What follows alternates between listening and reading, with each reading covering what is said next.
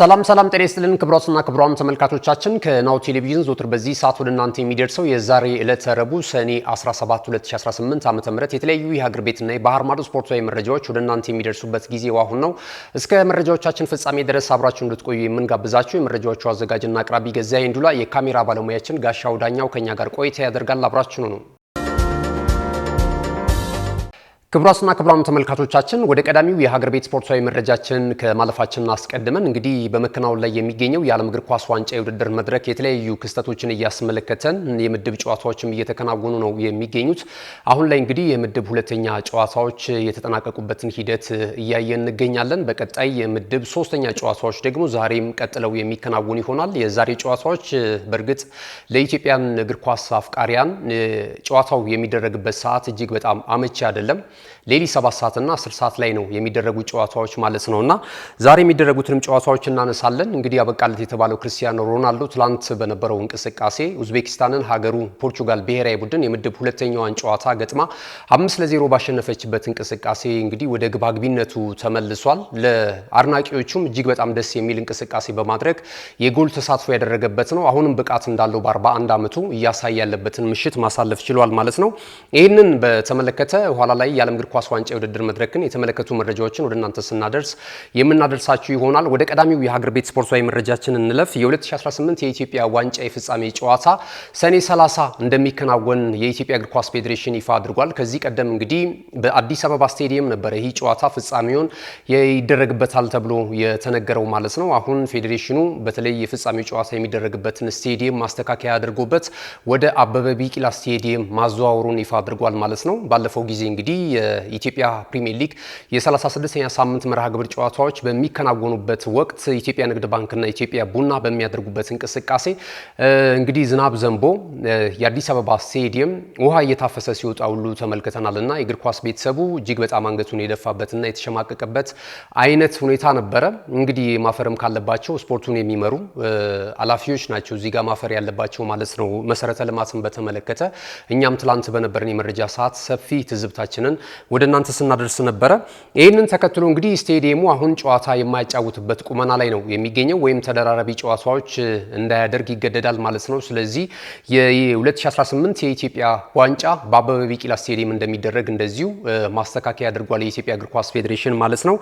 እንግዲህ ይህ ጨዋታ የሚደረገው በወልዋሎ ዓዲግራት ዩኒቨርሲቲ እና ሲዳማ ቡና እግር ኳስ ክለብ መካከል ነው። ሲዳማ ቡና በዘንድሮ ዓመት አስደናቂ ጉዞ እያደረጉ ይገኛሉ። 67 ነጥቦችን ይዘው ሁለት መርሃ ግብር ጨዋታ እየቀራቸው ከወዲሁ የ2018 የኢትዮጵያ ፕሪሚየር ሊግ ሻምፒዮና መሆናቸውን አረጋግጠዋል ማለት ነው። አሁን ለሁለትዮሽ የዋንጫ ክብር እንግዲህ ከፍተኛ ፍልሚያ ያደርጋሉ ተብሎ ነው የሚጠበቀው። በዚህ በኢትዮጵያ ዋንጫ ባለፈው ዓመት እንደምናስታውሰው እንግዲህ ከወላይታ ዲቻ ጋር የነበራቸው የፍጻሜ ጨዋታን ካሸነፉ በኋላ ኋላ ላይ እንግዲህ ከተጫዋች ተገቢነት ጋር በተያያዘ የኢትዮጵያ እግር ኳስ ፌዴሬሽን ከሲዳማ ዋንጫው ተነጥቆ ወደ ወላይታ ዲቻ እግር ኳስ ክለብ እንዲመጣ ባስተላለፈው መልእክት መሰረት ይህንን አይነት ነገር ገጠማቸው እንጂ ሲዳማ ቡናዎች የኢትዮጵያ ዋንጫን ክብር ማሳካት ችለው ነበርና አሁን እንግዲህ ለሁለተኛ ጊዜ በተከታታይ ዓመት ምንም ፍራስትሬት ሳያደርጉ በጥሩ መነሳሳት ይበልጡኑ ከሊጉ የዋንጫ ክብር ጋር ይህንን ለማጣጣም ዝግጅታቸውን ስለማጠናቀቃቸው እየተመለከትን እንገኛለን። ጥሩ ተጫዋቾችን ወደ ስብስባቸው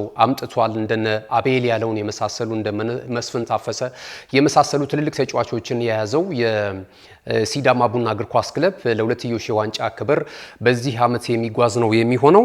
እንግዲህ ወልዋሎ ዓዲግራት ዩኒቨርሲቲ በኢትዮጵያ ፕሪሚየር ሊግ ላይ ያን ያህል ስኬታማ ጉዞ እያደረገ ነው ባይባልም በኢትዮጵያ ዋንጫ እንደዚሁ በጣም ጥሩ እንቅስቃሴ እያደረገ እስከ ፍጻሜ ድረስ መጓዝ ችሏል ማለት ነው። ሲዳማ ቡና እዚህ ደረጃ ላይ ሲደርስ እንግዲህ በተለይ በግማሽ ፍጻሜው ጨዋታ ኢትዮጵያ መድንን በመለያ ምት በማሸነፍ ነው እንደምናስታውሰው 4-3 በሆነ ውጤት በግማሽ ፍጻሜው ጨዋታ አሸንፎ ነው ለፍጻሜ የደረሰው። ወልዋሎ ዓዲግራት ዩኒቨርሲቲ ደግሞ እንደዚሁ የመቀሌ 70 እንደርታን የከተማውን ወይም ደግሞ ተቀናቃኙን ክለብ በማሸነፍ በመለያ ምት በተመሳሳይ 7-6 በሆነ ውጤት አሸንፎ ነው ለዚህ የፍጻሜ ጨዋታ የደረሰው ማለት ነው። የኢትዮጵያ ፕሪሚየር ሊግ አሸናፊው ክለብ በካፍ ቻምፒየንስ ሊግ የውድድር መድረክ እንደሚሳተፍ ይታወቃል፣ ኢትዮጵያን በመወከል ማለት ነው። ከዛ ባለፈ ደግሞ የኢትዮጵያን ዋንጫ ማንሳት የቻለው ክለብ ደግሞ እንደዚሁ በኮንፌዴሬሽን ካፕ በአፍሪካ ኮንፌዴሬሽን ካፕ የውድድር መድረክ ላይ ለመሳተፍ የሚያስችለውን እድል ይጎናጸፋልና ሰኔ 30 በወልዋሎ አዲግራት ዩኒቨርሲቲና በሲዳማ ቡና እግር ኳስ ክለብ መካከል የሚደረገው የኢትዮጵያ ዋንጫ የፍጻሜ ጨዋታ ይጠበቃል ማለት ነው። የሀገር ቤት ስፖርታዊ መረጃዎቻችንን እዚህ ላይ ገታ እናደርጋለን። ስንመለስ እንግዲህ የተለያዩ የዓለም ዋንጫን የተመለከቱ ጥያቄዎችን ይዘን እንደዚሁም የባህር ማዶ ስፖርታዊ ጉዳዮችን ይዘን ዳግም የምንገናኝ ይሆናል። መልእክቶች ይኖሩናል። እነሱን ተከታትለን እንመለስ። ካሽጎ በየትኛውም ዓለም ሆነው በማንኛውም ሰዓት ለወገኑ የሚደርሱበት ፈጣን የገንዘብ መላኪያ ተከፈተሎ። ማስተርና ቪዛ ካርዶን በመጠቀም ከ5 እስከ 20 ዶላር የሚልኩበት አዲስ የገንዘብ መላኪያ መንገድ። ካሽጎን ለየት የሚያደርገው የትኛውም የገንዘብ ዝውውር በፍጥነት አገልግሎት ከመስጠቱም ባሻገር ለማንኛውም አገልግሎት ምንም አይነት ክፍያ አለመጠየቁ ነው። በሀገራችን ታሪክ ገንዘብን ከውጪ ወደ ሀገር ቤት በማስተላለፍ በመተግበሪያ መልክ አገልግሎት መስጠት የጀመረው የመጀመሪያው ሀገር በቀል የገንዘብ መላኪያ ዘዴ ካሽጎ ከ4500 በላይ ባሉ የባንክ ቅርንጫፎች አገልግሎት እየሰጠ ይገኛል። ገንዘቦን በሰኮንዶች ልዩነት ውስጥ ይፈልጉ በአካውንቶ ወይንም በእጆ ቆጥረው የሚወስዱበት ልዩ ዘዴ። በቅርቡ ሁሉንም ኢትዮጵያዊ ባለቤት ለማድረግ ጉዞ የጀመረው ካሽጎ ዛሬውኑ መተግበሪያውን በስልኮ ላይ በመጫን የአገልግሎቱ ተጠቃሚ ሆኑ። ፍጥነት መለያችን፣ ኢትዮጵያን መክፈቻችን፣ ካሽጎ ነው መላኪያችን። ካሽጎ የአዲሱ ትውልድ ብራንድ። ተመልሰናል። ክቡራትና ክቡራን ተመልካቾቻችን ይህ ናሁ ቴሌቪዥን ነው። ናሁ ስፖርትን የዕለተ ረቡዕ የመረጃ ሰዓታችንን በመከታተል ላይ ትገኛላችሁ። ከመልእክቶች አስቀድመን የኢትዮጵያ ዋንጫን የተመለከተ መረጃ ወደ እናንተ አደርሰናል። አብራችሁን ስላላችሁ ናሁ ቴሌቪዥን ምርጫችሁ ስለምታደርጉ እጅግ በጣም እያመሰገንን ወደ ባህር ማዶ ስፖርታዊ ጉዳዮቻችን በቀጥታ እናቀናለን። ወቅቱ የዓለም ዋንጫ ነው። 23ኛው የዓለም እግር ኳስ ዋንጫ የውድድር መድረክ በአሜሪካ፣ ካናዳና ሜክሲኮ የጣምራ አስተናጋጅነት 48 ሀገራቶችን እያፋለመ በርካታ አነጋጋሪ ክስተቶችን እያስኮመኮመን እንግዲህ እዚህ ላይ ደርሷል ማለት ነው። ገና እንግዲህ ወደ ጥሎ ማለፍ 32ቱ ሲገቡ ከዛም ወደ ጥሎ ማለፍ 16ቱ ወደ ሩብ ፍጻሜ፣ የግማሽ ፍጻሜ እስከ ፍጻሜው ጨዋታ ድረስ የሚደረጉት የዓለም ዋንጫ ጨዋታዎች ተናፋቂዎች ናቸው። ያው በአራት ዓመት አንዴ ስለምንመለከታቸው ማለት ነው። የአፍሪካ ብሔራዊ ቡድኖች ደግሞ በዚህ ዓመት በተለየ ሁኔታ በጣም ጥሩ ጉዞ እያደረጉ ነው የሚገኙት። እንግዲህ የምድብ ጨዋታዎቻቸውንም ማሸነፍ ጀምረዋል። በእግር ኳስ የሚታወቁት የበለጸጉት ትልልቅ ሊግ ላይ የሚጫወቱ ታላላቅ ከዋክብቶችን የያዙ የአውሮፓ ብሔራዊ ቡድኖችን ሁሉ እየፈተኑ እጅግ በጣም እያስደመሙን ነው የሚገኙት ማለት ነውና በዚሁ ከቀጠለ ዘንድሮ የአፍሪካ ተወካይ ብሔራዊ ቡድኖች በጣም ጥሩ ጉዞ ሊያደርጉ እንደሚችሉ አመላካች ነገርና ፍንጭ እያሳዩ ነው የሚገኙት ማለት ነው።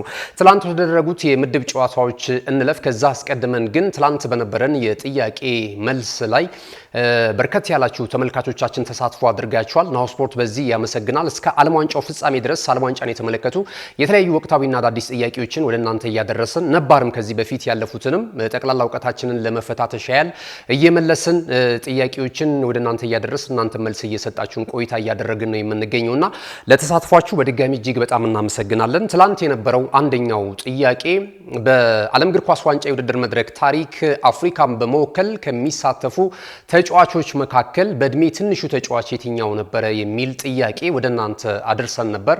የምዕራብ አፍሪካዊቷ ሀገር ካሜሮን የፊት መስመር አጥቂ ሳሙኤል ኤቶ ብላችሁ የመለሳችሁ ተመልካቾቻችን እጅግ በጣም ልክ ናችሁ።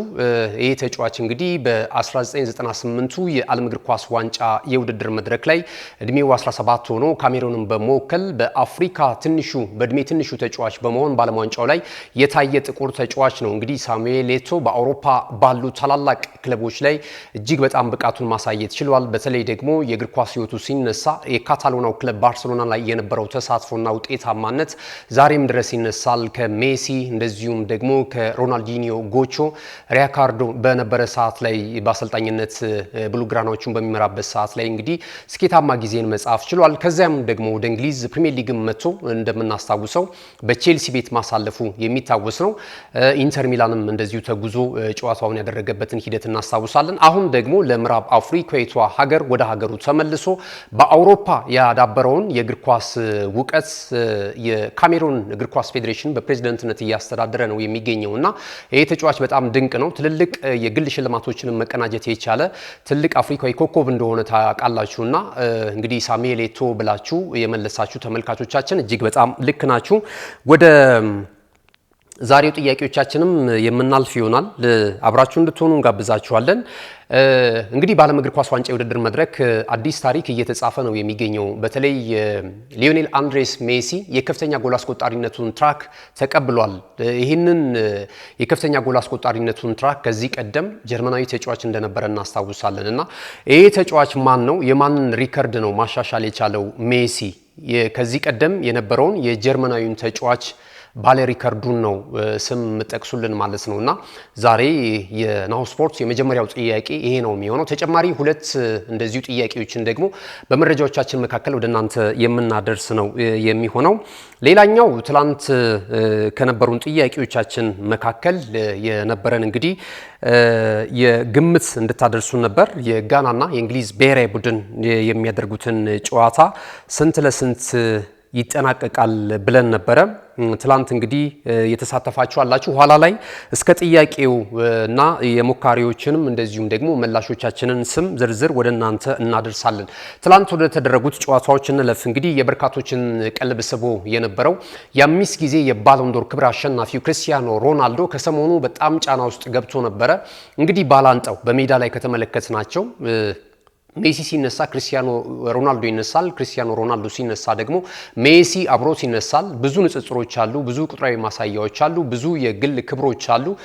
እንደ ቡድን እንደ ክለብ ደግሞ የሚያነሷቸው የዋንጫ ክብሮች አሉ። እነዛ ነገሮች ሁሉ ከግምት በመግባት እንግዲህ የእግር ኳስ ቤተሰቡን ለሁለት ከፍለው ያለፉትን 20 ዓመታቶች ሜሲ ይበልጣል ወይስ ክርስቲያኖ ሮናልዶ የሚሉ የተለያዩ ጭቅጭቆች፣ የተለያዩ ንትርኮችን እንሰማለን እና አሁን ደግሞ በእድሜያቸው ማምሻ በ26ቱ የዓለም እግር ኳስ ዋንጫ የውድድር መድረክ እናት ሀገራቸውን ወክለው በዚህ ግዙፍ የእግር ኳስ መድረክ ላይ እየተሳተፉ ነው የሚገኙትና ሁለቱም ዓለምን እያስደመሙ ነው የሚገኙት። ሜሲ 5 ግቦችን ከመረብ አሳርፏል። እንግዲህ ባክ ቱ ባክ የዓለም እግር ኳስ ዋንጫ የውድድር መድረክን የዋንጫ ክብር ለማሳካት ግምት ከተሰጣቸው ብሔራዊ ቡድኖች መካከል የአርጀንቲና ብሔራዊ ቡድንና የፖርቹጋል ብሔራዊ ቡድን ይገኙበታል። እዚህ ቡድን ውስጥ ደግሞ ለዘመናት እየተመለከትናቸው እንገኛለን፣ ከ20 ዓመት በላይ ማለት ነው።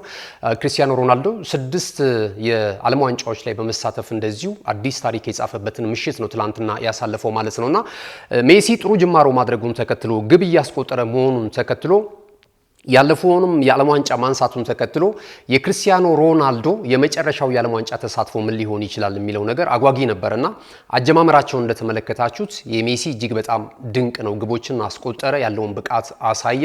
ክርስቲያኖ ሮናልዶ ደግሞ በመጀመሪያው ጨዋታ ዲአር ኮንጎን በገጠሙበት እንቅስቃሴ እንግዲህ ባቻ ውጤት ነው ጨዋታቸውን ያጠናቀቁት።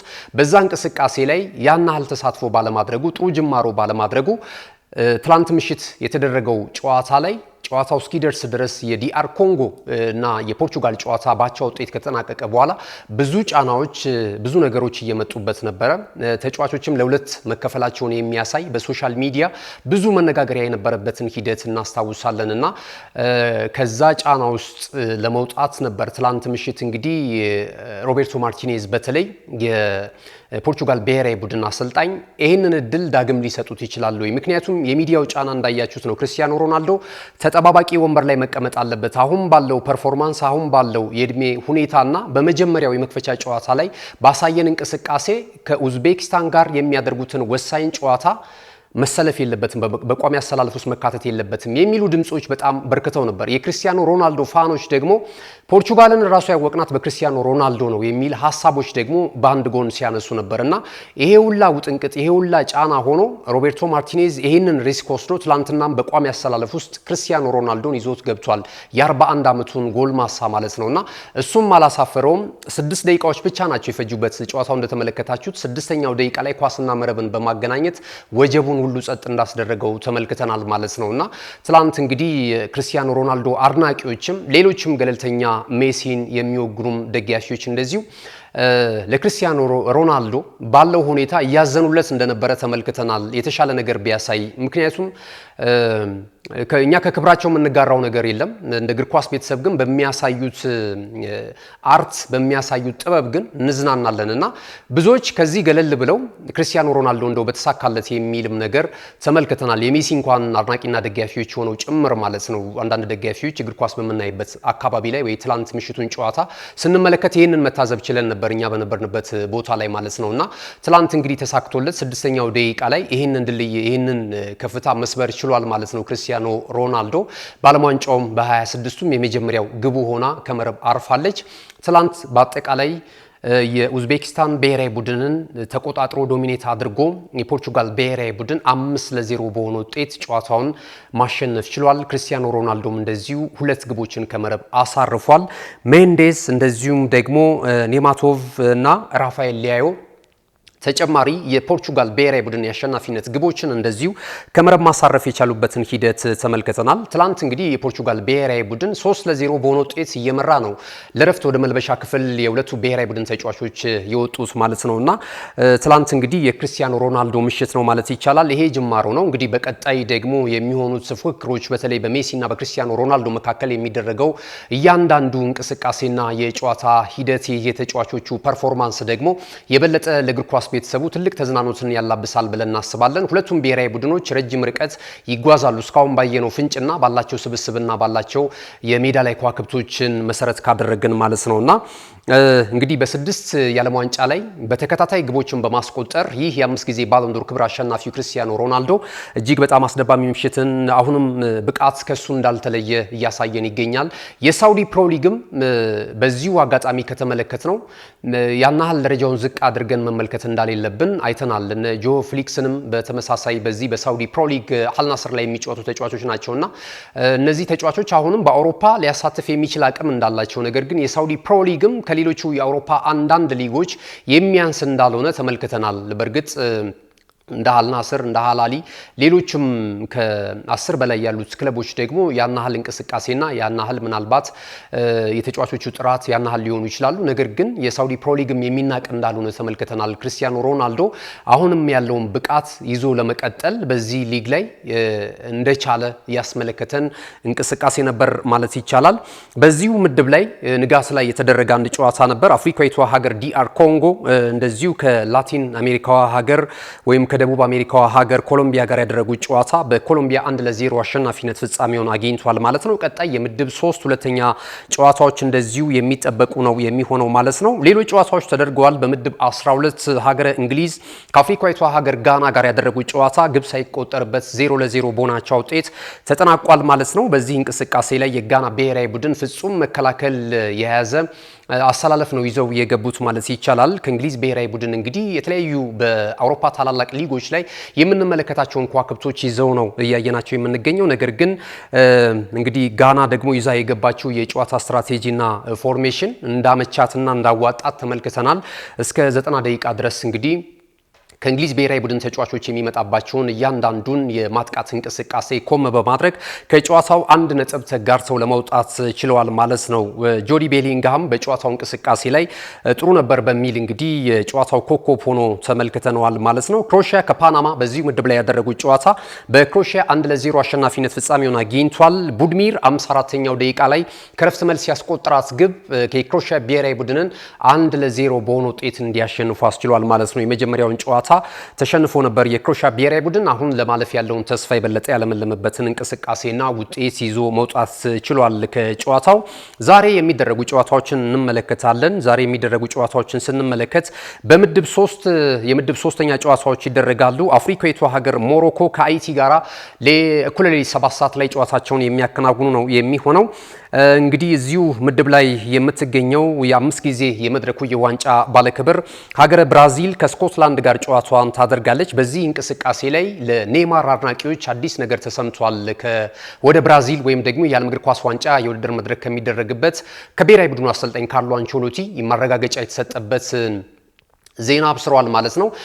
ዛሬ እንግዲህ ኔይማር ጁኒየር 2 የምድብ ጨዋታዎች አልፈውት ነበር በጉዳት ምክንያት። አሁን ለዚህ ዛሬ ስኮትላንድን ለሚገጥሙበት ጨዋታ ዝግጁ መሆኑ ተነግሯል ማለት ነው። በዓለም ዙሪያ ብዙ አፍቃሪያን ብዙ ወዳጆች ካላቸው ከዋክብቶች መካከል አንደኛው ኔይማር እንደሆነ ይታወቃል። ኔይማር በክለብ ያለው እንዳለው እውቀት እንዳለው የእግር ኳስ ክህሎት ያናህል ውጤታማ ነው ማለት አይቻልም። ጉዳት በተለይ ደግሞ ከሜዳ በተደጋጋሚ ሲያርቀው ተመልክተናል። አሁን በአሳዳጊው ሀገር ክለብ ወይም ደግሞ በብራዚል ሳንቶስ ነው እየተጫወተ የሚገኘው ማለት ነው። 34 የ34 ዓመቱ ላይ የሚገኘው ኔይማር ጁኒየር ዛሬ ከስኮትላንድ ብሔራዊ ቡድን ጋር የብራዚል ብሔራዊ ቡድን በሚያደርገው ጨዋታ ቢጫውን ማሊያ ጥልቆ እንመለከተዋለን። በ26ቱ የዓለም እግር ኳስ ዋንጫ ለመጀመሪያ ጊዜ ማለት ነው። እንግዲህ ካርሎ አንቸሎቲ እንደዚሁ በምትኩ ደግሞ ራፊኒያ በጉዳት ምክንያት ለዛሬው ጨዋታ እንደማይሰለፍ እንደዚሁ ማረጋገጫ ሰጥቷል ማለት ነው። ራፊኒያን ዛሬ በብራዚል ብሔራዊ ቡድን ስኮትላንድን በሚገጥሙበት እንቅስቃሴ እንደማንመለከተው እንደዚሁ አረጋግጠዋል ማለት ነው። ዛሬ ብራዚል ጨዋታውን ማሸነፍ ይጠበቅባታል። እኩለ ሌሊት 7 ሰዓት ላይ ይህ ጨዋታ በኢትዮጵያ ሰዓት አቆጣጠር ጅማሮውን ያደርጋል። ሌላኛው በምድብ አንድ የሚደረገው ጨዋታ ደቡብ አፍሪካ እንደዚሁ ከደቡብ ኮሪያ ጋር የሚያደርጉትም ጨዋታ ይጠበቃል። በተለይ ደቡብ አፍሪካ ያለፉትን ጨዋታዎች እንግዲህ አንዱን ባቻ ውጤት ነው ያጠናቀቀችው። ከሜክሲኮ ብሔራዊ ቡድን ጋር የነበራትን ጨዋታ ደግሞ እንደዚሁ መሸነፏን እናስታውሳለን 2-0። የዛሬው ጨዋታ በተለይ ከምድቧ ለማለፍ ምርጥ ሶስተኛም ሆኖ ለማለፍ ያላትን ተስፋ ለማለምለም ከባድ ፍልሚያ ታደርጋለች ተብሎ ይጠበቃል። እዚሁ ምድብ ላይ አስቀድማ ማለፏን ያረጋገጠችው አዘጋጇ ሀገር ሜክሲኮ እንደዚሁ ከቼክ ሪፐብሊክ ጋር የሚያደርጉትም ጨዋታ ትልቅ ግምት የሚሰጠው ነው። በተለይ ለቼኮች ይህ ጨዋታ እጅግ በጣም ወሳኝ ነው። ሜክሲኮ ብሔራዊ ቡድን አስቀድሞ ነው ሁለቱም ተከታታይ ጨዋታዎችን በድል ማጠናቀቁን ተከትሎ ወደ ቀጣዩ ዙር ማለፉን ያረጋገጠው ማለት ነው እና ዛሬ ሌሊት 10 ሰዓት ላይ ነው ሳውዝ አፍሪካ ከሳውዝ ኮሪያ እንደዚሁም ደግሞ ቼክ ሪፐብሊክ ከአዘጋጇ ሀገር ሜክሲኮ ጋር የሚያደርጉት ጨዋታ ሌሊት 10 ሰዓት ላይ ጅማሮውን ያደርጋል። ንጋት 12 ሰዓት አካባቢ እንደዚሁ ከወፎ ጫጫታ ጋራ የዳኛው ፊሽካ የሚበሰርበት ነው ብለን እንገምታለን። እንግዲህ መልካም እድል ለምትደግፏቸው ብሔራዊ ቡድኖች እያልን ወደ ሌሎች አጫጭር ስፖርታዊ መረጃዎቻችን የምናልፍ ነው የሚሆነው። ጥያቄዎችንም ይዘን እንመጣለን። ናሁ ቴሌቪዥንን አሁንም በድጋሚ ምርጫችሁ አድርጋችሁ እየተከታተላችሁን ስላላችሁ እጅግ በጣም እናመሰግናለን። እንመለሳለን። ክቡራትና ክቡራን ተመልካቾቻችን የመረጃችን የመጨረሻው ምዕራፍ ላይ ደርሰናል። ከዚህ ሰዓት ጀምረን ደግሞ አጫጭር ስፖርታዊ መረጃዎችን በተለይ ዝውውርና ሌሎች ተያያዥ ጉዳዮችን እያነሳን ቆይታ እናደርጋለን። ሁለት ቀሪ ጥያቄዎችንም ወደ እናንተ የምናደርስ ይሆናል። ቀደም ሲል የመጀመሪያውን ጥያቄ ወደ እናንተ አድርሰናል። ለማስታወስ ያህል በዓለም እግር ኳስ ዋንጫ የውድድር መድረክ ታሪክ የከፍተኛ ጎል አስቆጣሪነቱን ትራክ ሊዮኔል አንድሬስ ሜሲ በቅርቡ በተደረገ ጨዋታ መስበሩ ወይም ደግሞ ይህንን ሪከርድ የግሉ ማድረጉ የሚታወስ ነው። ለመሆኑ ከየትኛው ተጫዋች ነው ይህንን ክብረ ወሰን መረከብ የቻለው? ጀርመናዊ ተጫዋች ነው። ከዚህ ቀደም እንግዲህ ስሙን በተደጋጋሚ ስንጠራው ነበረ። ይህ ጀርመናዊ ተጫዋች ማን ነው የሚል ነው የምታደርሱን ማለት ነው። ሁለተኛና ሶስተኛውን ጥያቄ አስከትለን ወደ እናንተ እናደርሳለን። ትላንት በነበሩን ጥያቄዎቻችን ላይ የነቃ ተሳትፎ ስታደርጉ የነበሩ ተመልካቾቻችን፣ አድማጮቻችን አላችሁ። በጣም እናመሰግናለን። ሁሌም ተመስገን የተሰኘው ተመልካቻችን ሀሳብ አስተያየት ነው የሰጠን በአቀራረባችን ላይ የበለጠ ፕሮግራሙ መስፋት አለበት፣ ሌሎችም ፕሮግራሞች ብታካትቱበት የሚል ሀሳብ ሰጥቶናልና ሁሌም ተመስገን እጅግ በጣም እናመሰግናለን። ጥያቄዎችን በመመለስና በመሞከር አብራችሁን የነበራችሁትን ከፍ እናደርጋለን። ገመዳ ኦለንኩማ የተባለ አድማጫችን እንደዚሁ ተሳትፏል።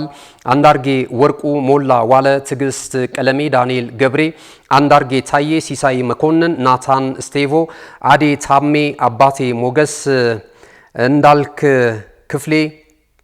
እንዳለ ክፍሌ ይቅርታ፣ አድነው ሽሜሪኮ፣ ምህረት ኤርሚ፣ ሰለሞን አይሌ፣ ንብረት ዘለቀ፣ ውበቱ ዮሴፍ፣ አያሌው ደረሰኝ፣ ፋንታዬ፣ አብዮት ወልደ ሚካኤል፣ ቢላል ጀማል፣ ኮርሳ በንቲ፣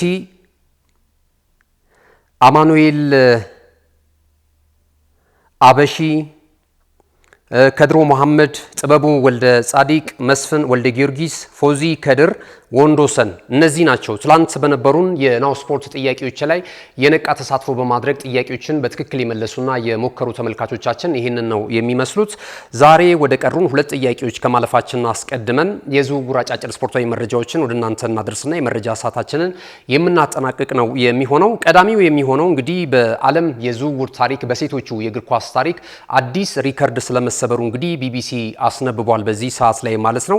በዚህም እንግዲህ ለስዊድኑ ክለብ ቤኪ ሃይከን ስትጫወት የነበረችው ይቺ የ19 ዓመት ስዊድናዊ ኢንተርናሽናል የሴቶችን የዝውውር ታሪክ ወይም ክብረ ወሰን በሰበረ ዝውውር ወደ አያሉ ክለብ ሪያል ማድሪድ ስለመቀላቀሏ እየተገለጸ ነው የሚገኘው። 1.5 ሚሊዮን ዶላር ነው ኢንቨስት የተደረገባት ተብሏል። እንግዲህ በወንዶቹ ቢሆን ይህ የዝውውር ሂሳብ ምናልባት ብዙም ላይገርም ይችላል።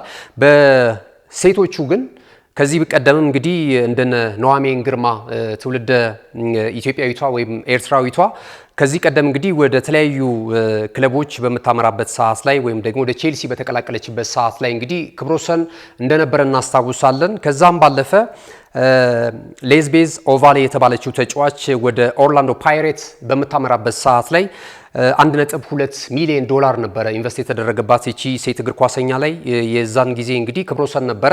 አሁን ላይ እንግዲህ $1.5 ሚሊዮን እንደዚሁ ከፍታ ላይ መድረሱ ነው እየተገለጸ የሚገኘው። የሴቶቹም የዝውውር ሂሳብ ከጊዜ ወደ ጊዜ ከዓመት ዓመት ከፍ እያለ ነው የሚገኘው። በተለይ ደግሞ በእንግሊዝ ያለው እንቅስቃሴ አሁን የበለጠ እየተጠናከረ ያለበትን ሂደት እንመለከታለን። የፈረንሳዩ ክለብ ሊዮን በዚህ የሚታማ አይደለም። ባየር ሙኒክም እንደዚሁ ጠንካራ ክለብ እንዳለው አሁን ደግሞ አርሰናልም በእንግሊዝ በኩል እንደነ ማንቸስተር ዩናይትድ፣ ቼልሲን የመሳሰሉ ትልልቅ ከዋክብቶችን በማምጣት እንደ ወንዶቹ ሁሉ በእንግሊዝ እግር ኳስ ታሪክ የሴቶቹም እንቅስቃሴ በጣም ከፍ እያለ እየተመለከትን እንገኛለን።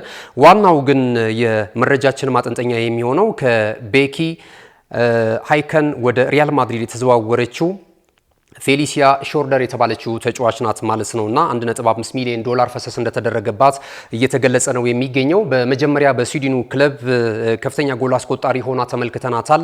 ወደ 128 ጨዋታዎችን አድርጋ 91 ግቦችን ከመረብ ማሳረፍ የቻለችው እቺ ባለ ክብረ ወሰን እንግዲህ በቀጣይ በአውሮፓ ላይ ትልልቅ የዋንጫ ክብሮችን ከሪያል ማድሪድ ጋር የማሳካት ፍላጎት እንዳላት እንደዚሁ ተናግራለችና ቢቢሲ በአጠቃላይ የሴቶች የዝውውር ሂሳብ እቺ ስዊድናዊ ኢንተርናሽናል ስለመስበሯ እየተገለጸ ነው የሚገኘው። በቀጣይ እንግዲህ 19 ዓመቷ ነው። ትልልቅ ክብሮችን እንደምትጎናጸፍ ተስፋ ተጥሎባታል ማለት ነው። በቀጥታ ወደ አርሰናል መረጃ ስናመራ አርሰናል ማርኮ ፓሌስትራን ለማስፈረም ከካግላሪ እንደዚሁ እንቅስቃሴ ላይ ስለመግባቱ እየተገለጸ ነው የሚገኘው። አሁን ላይ አውሮፓ ላይ ያሉ ታላላቅ ክለቦች ራዳር ውስጥ የሚገኘው ይህ የተከላካይ አማካኝ ስፍራ ወይም ደግሞ ቨርሳታይል እያሉ በሁለገብነት መጫወት የሚችል የእግር ኳስ አረዳዱ፣ የእግር ኳስ ብቃቱ፣ ክህሎቱ፣ ፍጥነቱ ያለው ጉልበት የ21 ዓመት ወጣት አይመስልም ነው እያሉ የሚገኙት ብዙ የእግር ኳስ ተንታኞች ማለት ነው። እንደነ ሪያል ማድሪድ በተለይ ኢንተር ሚላንን የመሳሰሉ ባየር ሙኒክ፣ ቼልሲ ራሱ ማንቸስተር ዩናይትድ፣ ማንቸስተር ሲቲ በጣም በርካቶች ናቸው እዚህ ተጫዋች ላይ ቀልባቸው አርፎ ተጫዋቹን ለማዘዋወር ከፍተኛ እንቅስቃሴ በማድረግ ላይ የሚገኙት ማለት ነውና ዋጋው እስከ 50 ሚሊዮን ዩሮ እየተገመተ ይገኛል። ይህንን ተጫዋች ለማስፈረም አንድሪያ ቤርታም ከፍተኛ ተሳትፎ እያደረጉ እንዳሉ እየተገለጸ ይገኛል። ብዙዎች ናቸው በጣም ተነባቢ ጋዜጦች ጭምር ይህንን ተጫዋች የዝውውር ሁኔታ እንደዚሁ መነጋገሪያ እያደረጉት የሚገኙት ማለት ነውና በግራም በቀኝም ፉልባክ ሆኖ መጫወት ይችላል። ከዛም ባለፈ መሃል ላይ የመሃል ተከላካይ ሆኖ ጭምር መጫወት የሚችልበትን ሂደት እየተመለከትን እንገኛለን። ካግላሪ በዘንድሮ ወደ 37 ጨዋታዎችን ማድረግ ችሏል። ከዛም ባለፈ ደግሞ በዓለም ዋንጫ ማጣሪያ ያው የጣሊያን ብሔራዊ ቡድንን እዚህ 26ቱ የዓለም እግር ኳስ ዋንጫ የውድድር መድረክ ላይ የተመለከትናት አይደለንም። ከዛም ባለፈው የነበረው የሩሲያና የካታር የዓለም እግር ኳስ ዋንጫ የውድድር መድረክ ላይም አልተመለከትንም። ነገር ግን ይህ የ21 ዓመት ወጣት ተጫዋች ከዚህ ቀደም በነበረው በተለይ ወደዚህ ዓለም ዋንጫ ለመምጣት የነበሩትን የማጣሪያ ጨዋታዎች ላይ ወደ 8 ጨዋታዎች ማድረግ ችሏልና ከወዲሁ ለብሔራዊ ቡድኑም ዋነኛ ተመራጭ ሆኖ እየተመለከትነው እንገኛለን። የአታላንታ አካዳሚ ውጤት እንደሆነም ተመልክተናል። ከ23 ዓመቱ ጀምሮ በተለይ ወደ ዋናው ቡድንም በማደግ ከፍተኛ እንቅስቃሴ ሲያደርግ የነበረ ተጫዋች መሆኑን ተመልክተናልና ማርኮ ፓሌስትራን ለማስፈረም መድፈኞቹ ከፍተኛ እንቅስቃሴ በማድረግ ላይ ይገኛሉ። ሪያል ማድሪድ፣ ዩቬንቱስ፣ ሪያል ማድሪድ እንደዚሁም ደግሞ ኢንተር ሚላን ሁለቱ የማንቸስተር ከተማ ተወካዮቹ ክለቦች ማንቸስተር ዩናይትድ እና ማንቸስተር ሲቲ ቼልሲን ጨምሮ ማለት ነው በጣም በርካቶች እየጓጉለት የሚገኘውን ተጫዋች አርሰናሎችም እንደዚሁ ይህንን የዝውውር ጨረታ በመቀላቀል ከፍተኛ እንቅስቃሴ እያደረጉ እንዳሉ መረጃዎች እየጠቆሙ ነው የሚገኙት ማለት ነው። ክቡራትና ክቡራን ተመልካቾቻችን የመጨረሻ አጫጭር ስፖርታዊ መረጃዎቻችንን ይዘን እንመለሳለን። አብራችሁን ነው። እነሆ የምስራች የ10 አየር መንገድ የበረራ ትኬት ለውድ ደንበኞቹ በተቀላጠፈና አስተማማኝ በሆነ መንገድ እያቀረበ ያለው። በዚህም በደንበኞቹ የተመሰገነው ጉዞጎ አሁን ደግሞ ተደራሽነቱን በማስፋት ተጨማሪ ባንኮችን በማካተት ለውድ ደንበኞቹ የበለጠ አስተማማኝ ለመሆን ችሏል። የጉዞጎን አፕሊኬሽን ከአፕ ስቶር ወይም ከፕላይ ስቶር በማውረድ የመነሻና የመድረሻ ከተማዎትን መርጠው ዋጋ አወዳድረው የሀገር ውስጥም ሆነ ዓለም አቀፍ በረራ ማድረግ ካሰቡ የበረራ ትኬቶን ክፍያ በአቅራቢያው በሚገኙ ባንኮች አንድም በአካል በመሄድ ወይም በኦንላይን የክፍያ አማራጮች ክፍያዎትን በመፈጸም የበረራ ትኬቶን በእጅ ያስገቡ።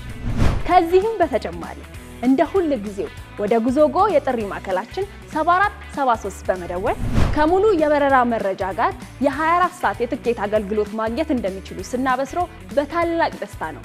ለበረራዎ ጉዞጎ።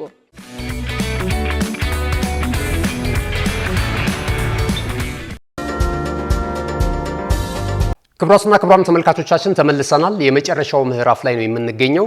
እንግዲህ አንድ ቀሪ ጥያቄና የዛሬን ጨዋታ የምትገምቱበትን እድል ወደ እናንተ በማድረስ የመረጃ ሰዓታችንን የምናጠናቅቅ ነው የሚሆነው።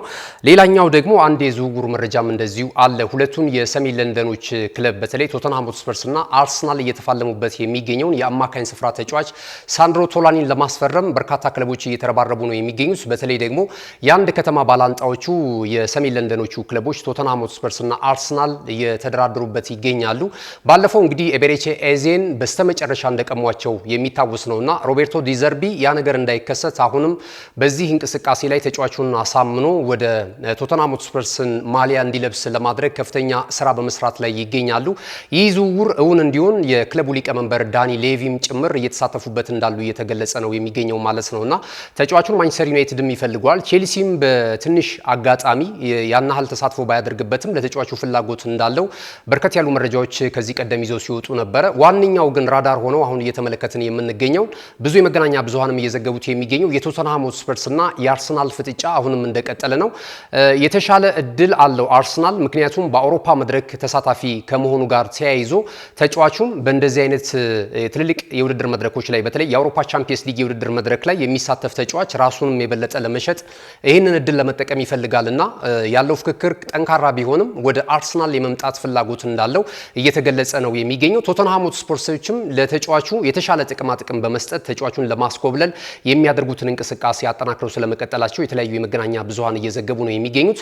ወዴት የሚያመራ ይመስላችኋል? ይህ ተጫዋች ሀሳብ አስተያየታችሁን ልታደርሱን ትችላላችሁ። ዩናይትድ፣ አርሰናል ወይስ ደግሞ ወደ ቶተንሃም ሆትስፐርስ የሚያመራ ይመስላችኋል? ሳንድሮ ቶላኒ መቼም በማክፓይሶቹ ቤት በጣም ጥሩ እንቅስቃሴ ሲያደርግ እንደነበረ የሚታወስ ነው። አሁን በዓለም ዋንጫው እንዳለመታደል የጣሊያን ብሔራዊ ቡድን አለማለፏን ተከትሎ እንግዲህ እየተመለከት ነው አይደለም የምንገኘው። ተጫዋቹ ግን ያለው እንቅስቃሴ እጅግ በጣም ገራሚ ነው። ከዚህ ቀደም እንዳነሳ ነው እንግዲህ በተለይ በኤስ ሚላን በሴሪያው በነበረበት ሁኔታ 21 22 የውድድር ዓመት ላይ የሴሪያውን የዋንጫ ክብር ኤስ ሚላን ሲያሳካ ዋነኛ ቁልፍ ከነበሩ ተጫዋቾች መካከል አንደኛው ሳንድሮ ቶላኒ ነበርና ኤዲያው ይሄ ተጫዋች እንዲቆይላቸው ፍላጎት አላቸው። ተጫዋቹ ግን በተለይ አሁን ላይ ኒውካስል ዩናይትድ በውድድር ዓመቱ ይዞት ያጠናቀቀው ደረጃ በተጫዋቹ በክለብ ውስጥ እንዳይቆይ እንደዚሁ እንቅፋት ሊሆንበት እንደሚችል እየተገለጸ ነው የሚገኘው። አዲስ ቻሌንጅ ይፈልጋል። ወደ ትልቅ ክለብና ህልሙን ለማሳካት ከሚመርጣቸው ክለቦች አንደኛው አርሰናል እንደሆነ ነው እየተነገረ የሚገኘው። ዩናይትድም እንግዲህ ማይክል ካሪክ ተጫዋቹ እንዲመጣለት እንደዚሁ ለማንቸስተር ዩናይትድ ሰዎች እየነገራቸው እንዳለ እየተገለጸ ነው የሚገኘው ማለት ነው።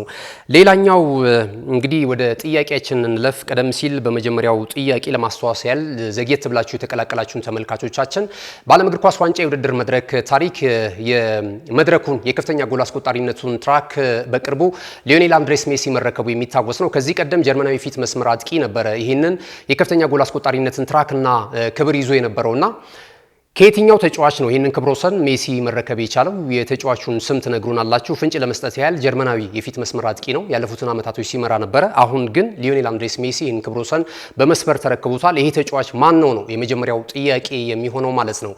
የሊዮኔል አንድሬስ ሜሲን ታሪክ ካነሳን ደግሞ ክርስቲያኖ ሮናልዶ ጎን ላይ አለ። ስለዚህ ክርስቲያኖ ሮናልዶን የተመለከተ ደግሞ ጥያቄ ዛሬ ወደ እናንተ እንድናደርስ እንደዚሁ እንፈልጋለን። በዓለም እግር ኳስ ዋንጫ የውድድር መድረክ ክርስቲያኖ ሮናልዶ በተደጋጋሚ እንግዲህ መረጃ ላይ እየሰማችሁት ነው የምትገኙትና ለምን ያህል ጊዜ ተሳትፏል ዘንድሮን ጨምሮ ማለት ነው። ቀደም ሲል በመረጃችንም እኛ አንስተናል።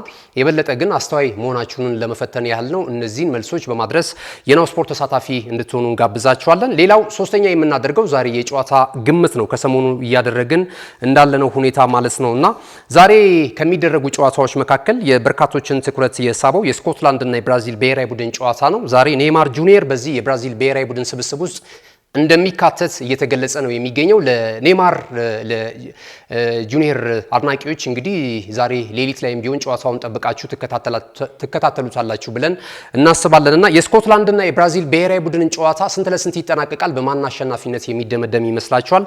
ሀሳብ አስተያየታችሁን ልታደርሱን ትችላላችሁ። የዛሬ ዕለተ ረቡዕ ሰኔ 17 2018 ዓ.ም በኒና በባልደረቦች የተሰናዱ የናሁ ስፖርት መረጃዎቻችን ይሄንን ይመስሉ ነበር። መረጃዎቹን ወደ እናንተ በማድረስ ገዛኸኝ እንዱላ የካሜራ ባለሙያችን ጋሻው ዳኛው ከኛ ጋር ቆይታ አድርጓል። ዩቲዩብ ቻናላችንን ላይክ፣ ሼር፣ ሰብስክራይብ በማድረግ ቤተሰብ እንድትሆኑ እንጋብዛችኋለን። መልካም ጊዜ ይሁንላችሁ።